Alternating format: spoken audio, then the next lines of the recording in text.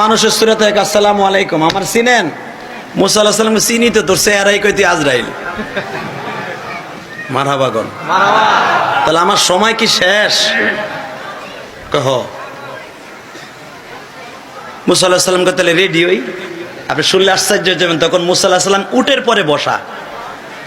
তো মুসা আলাইহিস সালামের সাথে আল্লাহর একটা কন্টাক্ট ছিল। আল্লাহ অন্তত মরার 40 দিন আগে আমারে কইও যে আমি কবে মরমু।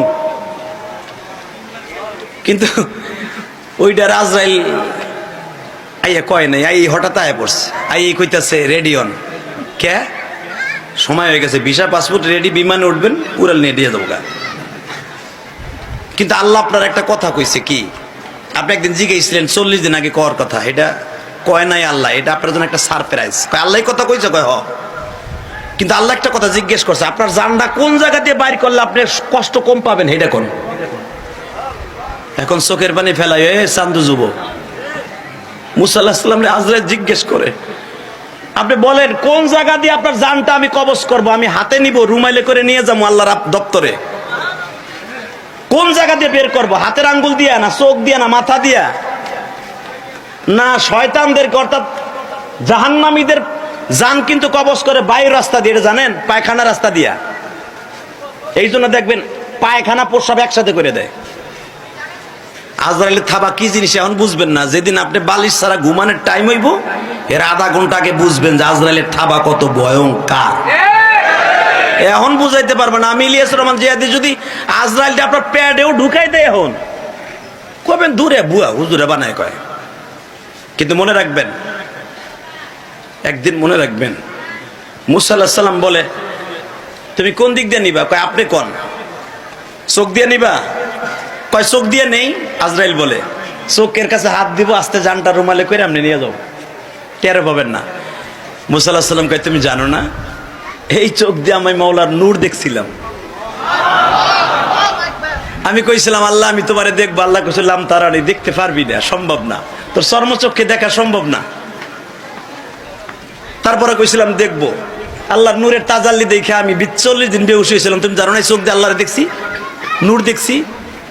তাহলে চোখ বাদ, তাহলে একটা কাজ করি, পাও দিয়ে নেই। কে তুমি জানো না? এই পাও দিয়া উঠে উঠে প্রতিদিন 10টার সময় আল্লাহর লগে 1-2 ঘন্টা কথা কই। তাহলে কান দিয়ে নেই, তুমি জানো না?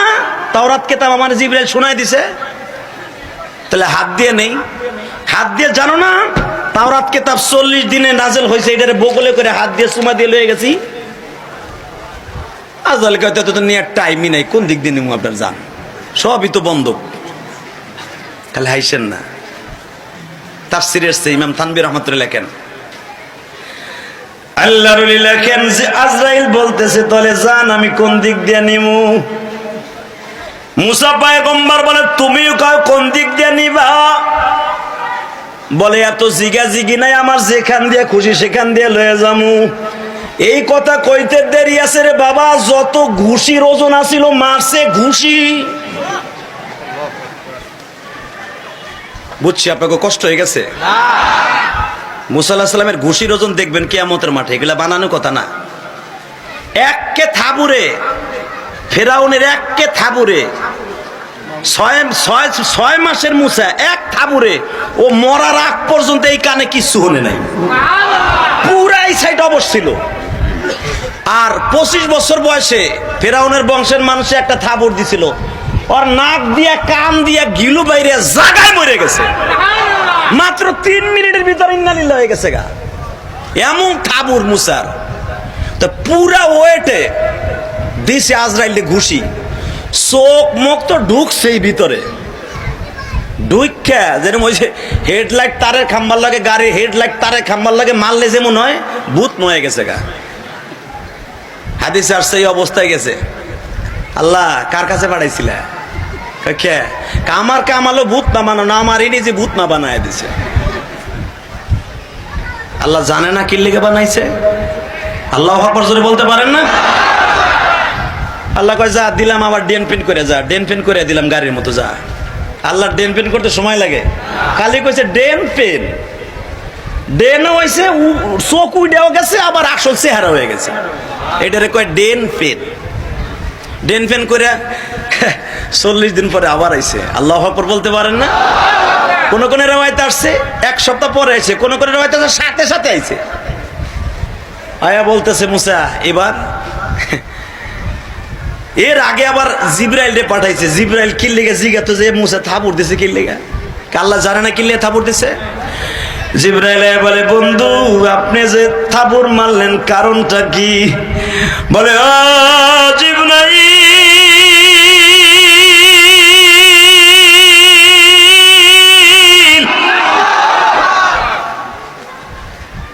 আমি কেন থাবুর মারছি আমার মালিক জানে।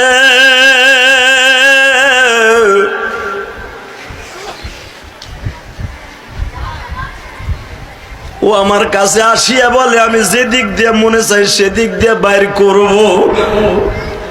ও কি জানে না আমার আল্লাহর দোহাই সারা দুনিয়ায় মুসারে কেউ দমাইতে পারে না। ও যদি একবার বলতো আমার মাওলাই বলছে যেখান দিয়ে পারো সেখান দিয়ে বের করে নিয়ে আস, আমি মুসা মাইনা নিতাম। ওর নিজের ইচ্ছায় যখন বলছে আমি যেখান দিয়ে খুশি সেখান দিয়ে বের করব, তখন আর আমি সহ্য করতে পারি নাই, মারিয়া দিছি। ও মুসা তাহলে একটা কথা বলি, তাহলে শুনেন কি আপনি কতদিন বাঁচতে চান? কয় কতদিন হায়াত দিবে আমার মাওলা? এবার 2 চোখের পানি দিয়ে গভীর রাত্রে আমার আল্লাহর একটা ডাক দিও কেরানীগঞ্জের মুসলমান। আমি জানি না এই মাহফিলে কার জানো জনম দুঃখিনী মা, কার জানো জনম দুঃখ মিয়া বাবা।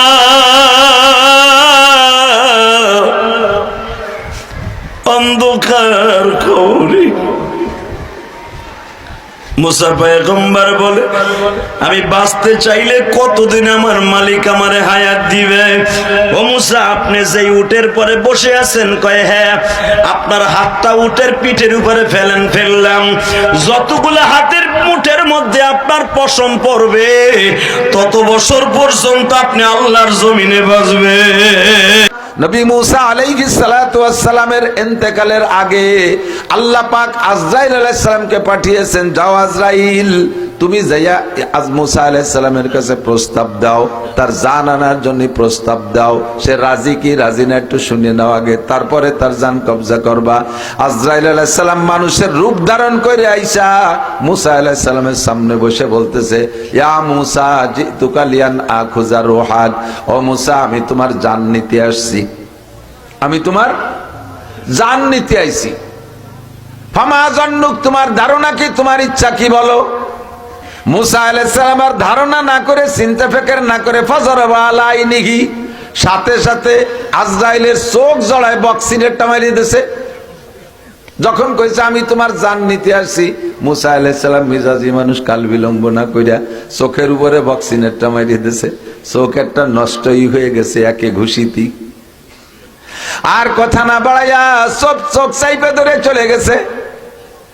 আল্লাহ পাক জিজ্ঞেস করছে, ফামা বালুকা ইয়া মালাকাল মাউত, আজরাইল কি সমস্যা, চোখে কি? রব্বি জরাবানি মুসা, আল্লাহ দুনিয়ায় কত ছোট বড় নেতা নেত্রী কত ধুলাই দিলাম, ফিরাউন রে মারলাম, নমরুদ রে মারলাম, আরো কত বড় বাগা বাগা নেতা মারলাম, কারুন রে মাটির নিচে ডুবাই দিলাম, বড় বড় প্রাণী ধ্বংস করলাম, কেউ আমার সাথে এই আচরণ করে নাই। তোমার মুসা আমারে কি লাইছে, ঘুষি দিছে। কেন ঘুষি দিল? আমি যে কইছি তোমার জান নিতে আসি। জিজ্ঞেস করতে পারলে না কেন ঘুষি দিলে? জান নিতে আসি, দিতে অসুবিধা কি? কয় আল্লাহ এক ঘুষি খেয়ে চলে আসি, ফিরে জিজ্ঞেস করলে যদি আর একটা ঘুষি দিত চোখ দুটোই নষ্ট হয়ে যেত, একটার মধ্যে সারিয়ে চলে আসছি। আল্লাহ কাইলা তাহাজান ওয়ালা তাখাব, ভয় পেও না, টেনশন করো না, তোমার চোখ ভালো হয়ে যাবে। বাংলাদেশের বা বিদেশের কোন চক্ষু হাসপাতালে ভর্তি হওয়া লাগবে না। ওয়াইজা আরাদা শাইআন ইয়াকুলা লাহু কুন ফায়াকুন, আমি কোন বলবো আর সাথে সাথে ভালো হয়ে যাবা। আল্লাহ তাআলা আজরাইলের চক্ষু ভালো করে দিয়ে কয়, আজরাইল সুম্মা যাহাব আসআলহু লিমা যারাবাকা, আবার যাও যে জিজ্ঞেস করো তোমারে মারলো কেন। আজরাইল তো যতই মেজাজি ফেরেশতা, একটা ঘুষি খাইছে, একটু মেজাজ তো খারাপ হওয়ারই কথা, কিন্তু তারপরও ফেরেশতা তো ভদ্রতার সাথে বলতেছে, আল্লাহ তুমি বললে তো যাওয়া লাগে, তবে লোকটা বড় মেজাজি, আমারে না পাঠাইয়া জিবরাইলে পাঠালি কেমন হয়? ওনার সাথে সব নবী রাসূলকে একটু পিরিত পিন্নে বেশি সম্পর্ক ভালো, উনি যে একটু কায়দা বাজাই কইয়া জিজ্ঞেস করতো মারামারিটা কেন করলো। আল্লাহ কে আচ্ছা ঠিক আছে জিব্রাইল রে পাঠাই। জিব্রাইল আলাইহিস সালাম রে পাঠিয়েছে। জিব্রাইল যে বলতেছে ইয়া মূসা আসসালামু আলাইকুম ইয়া মূসা লিমা যারাবতা মালাকাল মাউত, তুমি আজরাইল রে মারলে কা? মূসা আলাইহিস সালাম জিব্বে কামড়া সিসি, আজরাইল রে মারার মতো একটা ব্যক্তি নাকি, সে কত বড় বডি, আজরাইল রে মারতে পাবো কোন জায়গা? একটু আগে একটা লোক রে ঘুষি দিয়েছেন, হ্যাঁ ও তো আর কিছুক্ষণ বসে থাকলে মেরেই ফেলতাম। চতুর্দিক দিয়ে শত্রুই ভরা, রাস্তাঘাটে হাঁটতে পারি নে, ফিরাউনি জ্বালায় দেশ ছেড়ে চলে আসছি, এই চরের পর থাকি, এর মধ্যে শত্রু একটা এসে কাজ জান নিতে এসি, ওটা ছেড়ে দেওয়া যায়? ওই ডেই মালাকুল মউত উনি আজরাইল। জিব্বে কাবলা হাস তাকবীরুল্লাহ, তাই সে একটু পরিচয় দেবে না আমি আজরাইল আসছি, তালিকেই মারামারি হয় নাকি? তো পরিচয় নেই, নাই দিল, আপনাকে মারতে আসছে, জান নিতে আসছে, চলে যাবেন। মরার পরে তো আল্লাহর কাছে যাবেন, আল্লাহ তো আপনার প্রকৃত বন্ধু। কথা বলেন, আল্লাহর সাথে দেখা হবে মরণের পরে। আপনি কেন মরার থেকে বিমুখ হয়ে গেলেন? কেন মরতে চাইলেন না, মারামারি করলেন? আজরাইল মূসা আলাইহিস সালাম বলতেছেন আমার আল্লাহর সাথে কিছু পার্সোনাল কথা আছে, ওই কথাগুলো শেষ করার আগে আমি মরতে রাজি না। মরতে তো 24 ঘন্টা রাজি, তবে সেই কথাগুলো না বলে মরবো না। জিব্রাইল বলেন তাহলে বলেন আমার কাছে, আমি আল্লাহর কাছে যে প্রস্তাব রাখি এই কথাগুলো তোমার মূসা বলে। মূসা আলাইহিস সালাম বলেন তোমার কাছেই যদি বলবো তাহলে তো আজরাইলের কাছে বলতাম, এই কথাগুলো সরাসরি আল্লাহর সাথে বলবো। উদ্দেশ্য হলো জীবনের শেষ বেলায় আরেকটা বার আল্লাহর সাথে একটু সরাসরি গল্প করা, ঝগড়া করা মকসাদ না। জিব্রাইল চলে গেছেন, যে বলে আল্লাহ তোমার মূসা মরার জন্য প্রস্তুত, তবে তোমার সাথে নাকি তার জীবনের শেষ গল্পটা করবে, কি যেন আছে তার প্রস্তাব এইটা রাখবে। আল্লাহ পাক মূসা আলাইহিস জিব্রাইলকে পালায় পাঠাইলেন, যে বললেন যাও মূসারে তুর পাহাড়ে আসতে বলো। মূসা নবী আর আল্লাহর মাঝে গল্পের জায়গা ছিল তুর পাহাড়টাই কেনেছে সেই জায়গা। মূসা আলাইহিস সালাম রে নেওয়ার পরে বলছে ইয়া মূসা লিমা যারাবতা আজরাইল, আজরাইল রে মারলে কেন? মূসা আলাইহিস সালাম বলেন আল্লাহ তোমার সাথে আমার কিছু গোপন কথা রয়েছে, সেই কথাগুলো শেষ করার আগে আমি মরতে রাজি না। আর আমার সামনে তো ফেরেশতা বলে পরিচয় দেয় নাই, চতুর্দিকে শত্রু, এর মধ্যে যদি এক শত্রু যে কয় তোমার জান নিতে আসি, তারে তো খালি হাতে ছাড়িয়ে দেওয়া ঠিক হবে না, তাই ঘুষিয়ারটা দিছে, আর কোনোদিন মারামারি করব না। আল্লাহ কয় ঠিক আছে তোমার প্রস্তাব কি কও? কয় আল্লাহ আমি এই 6 লক্ষ বনি ইসরাইল নিয়ে নীল নদ পার হইয়া এপার চলে আসছি, আমার ওসিলায় তুমি তাদেরকে মান্না সালওয়া খাওয়াচ্ছ।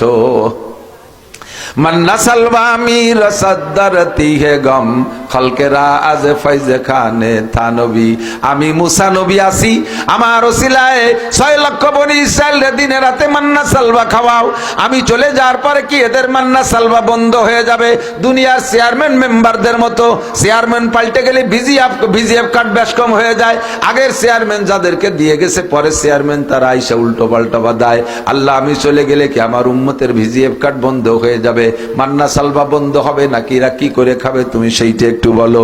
এদের খাবারের ব্যবস্থার পর শিওর হয়ে তারপরে আমি মরার জন্য প্রস্তুত। আল্লাহ পাক মৌখিক জবাব দিতে পারতেন, ও মুসা আকিবা মর গে হাওয়া মাহি দেহাত বন্দাগারা দৌলত শাহী দেহাত, আমি আল্লাহ আকাশের উড়ন্ত পাখিরে পানির ভিতরের মাছ খাওয়াই। আপনাদের বাড়ির পাশে পদ্মা নদী দেখেছেন না, পাখি আকাশে ওড়ে, অথচ নদীর মধ্যে মাছ খায়, তাজা মাছ ধরে খায় না? খায় না?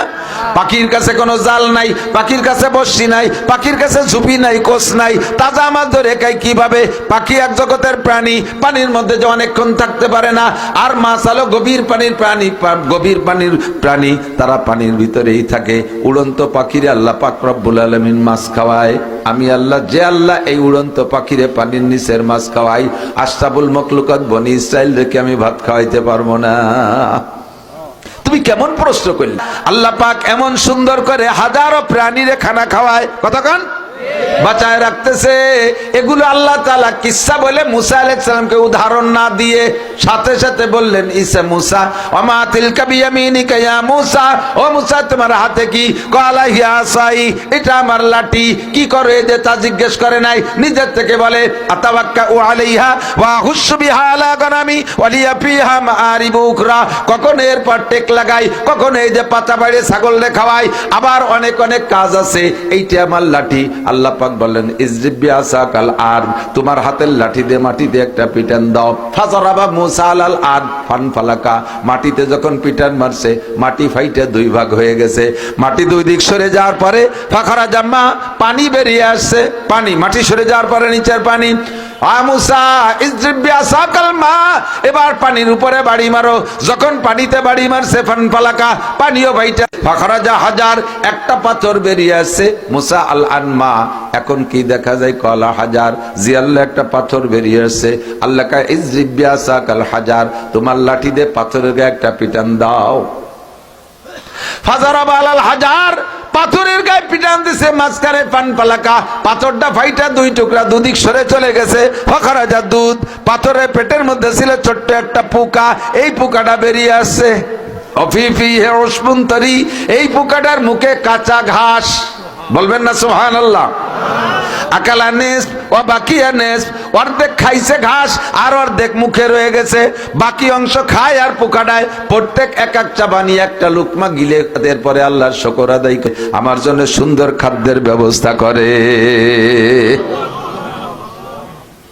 ফাকাররা মূসা সারিকা, একটা চিৎকার মারছে মূসা আলাইহিস সালাম, আল্লাহ তুমি এই পোকাটার জন্য এমন সুন্দর ব্যবস্থা করতে পারো, করে থাকো।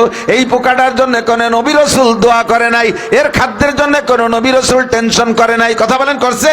কোন পোকার জন্য কোন নবী রাসূল দোয়া করে নাই। এরা আশরাফুল মাখলুকাত না, তাদের জন্য যদি তুমি এত সুন্দর মনোরম ব্যবস্থা করে থাকো আল্লাহ, তাহলে অবশ্যই আমার বনি ইসরাইলের জন্য ব্যবস্থা করবা। আমি এখন নিরাপদ হইলাম, ঠিক আছে আল্লাহ আজরাইলকে পাঠাইয়া দাও।